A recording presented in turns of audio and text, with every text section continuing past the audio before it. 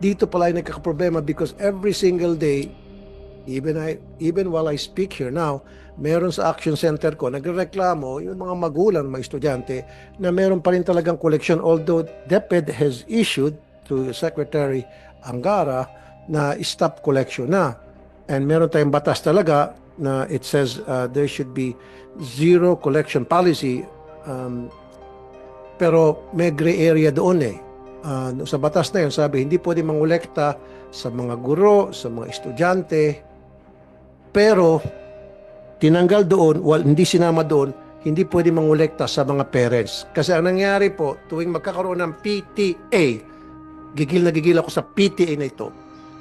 Gigil na gigil ako. Every time na magkaroon ng Parents Teachers Association meeting, instead na pag-uusapan yung academic performance ng mga estudyante, ang pinag-uusapan palagi, project collection. Paano tayo magkakaroon ng pagpapatayo ng stage, pagpapatayo ng toilet, etc. Na bawal, hindi dapat kasi meron naman talaga budget ang DepEd dyan. So siguro we have to amend that law na it says no collection at sana isama doon na pati mga teacher ay hindi dapat, ay pati mga parents ay hindi dapat pwedeng kolektahan. At yung MOE dapat talagang well accounted at napupunta talaga sa mga budget para sa eskwelahan at hindi para kung saan-saan. Maraming salamat, Mr. Chair.